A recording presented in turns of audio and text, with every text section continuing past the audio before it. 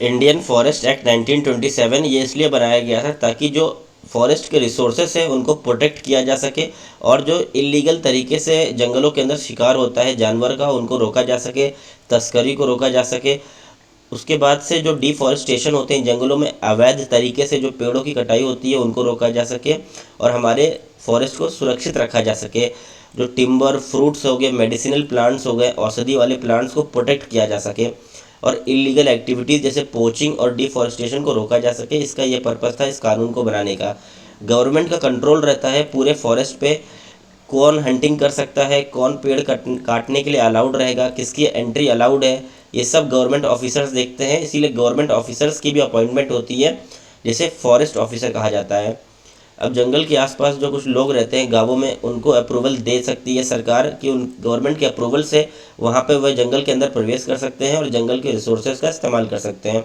अगर कोई भी पर्सन जंगल के अंदर इलीगल एक्टिविटीज़ जैसे काम करते पाया जाता है, जैसे जंगलों की कटाई करना या जानवर की हंटिंग करना, शिकार करना विदाउट परमिशन, तो उनके खिलाफ लीगल एक्शन भी गवर्नमेंट ले सकती है।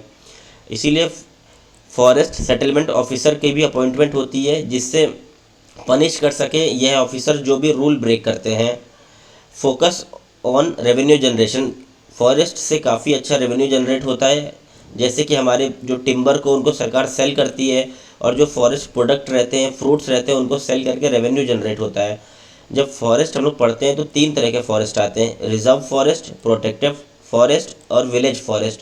जो रिजर्व्ड फॉरेस्ट होते हैं, सेक्शन 20 के अंदर किसी भी जंगल को रिजर्व्ड फॉरेस्ट घोषित कर सकती है सरकार जब उनको लगता है इस जंगल के अंदर बहुत ही इंपॉर्टेंट रिसोर्सेस हैं, तो इसको स्ट्रिक्टली प्रोटेक्ट कर सकती है, सख्त नियम बना सकती है, इसके अंदर कोई भी प्रवेश नहीं कर सकता है, हाईली प्रोटेक्टेड रहता है ये और highest level of legal protection रहता ही है, कोई भी एंटर नहीं कर सकता बिना परमिशन के। जैसे कि आप Jim Corbett national park, protected forest थोड़ी लेस रिस्ट्रिक्शंस होते हैं इसके अंदर, गवर्नमेंट जो रिस्ट्रिक्शंस लगाती है लेस रहते हैं और गवर्नमेंट के कंट्रोल में ये फॉरेस्ट रहता है।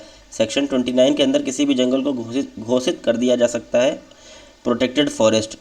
The government can control the use of timber, जो सरकार होती है वो यूज़ करती है, कंट्रोल करती है रेवेन्यू जनरेट करने के लिए फॉरेस्ट रिसोर्सेज को। और जैसे कैटल ग्रेजिंग, जानवरों को चराना या लकड़ी इकट्ठा करना, ऐसे काम अलाउ रहते हैं सिर्फ और सिर्फ गवर्नमेंट अप्रूवल के माध्यम से। राजस्थान के अंदर सरिस्का वाइल्ड लाइफ सेंचुरी भी एक प्रोटेक्टेड फॉरेस्ट है और वेस्ट बंगाल के अंदर सुंदरबंस। विलेज फॉरेस्ट ऐसे फॉरेस्ट होते हैं जिसके अंदर सरकार गांव को दे देती है विलेज फॉरेस्ट और कहती है आप इनको अपने इस्तेमाल के लिए यूज़ कर सकते हैं, डेली नीड्स के लिए, जैसे लकड़ी इकट्ठा कर सकते हैं और जानवरों को इसमें चरा सकते हैं। ऐसे काम को विलेज फॉरेस्ट दे दिए जाते हैं विलेजर्स को और कहे जाते हैं आप इनको प्रोटेक्ट करेंगे और इलीगल तरीके से यूज़ नहीं करेंगे।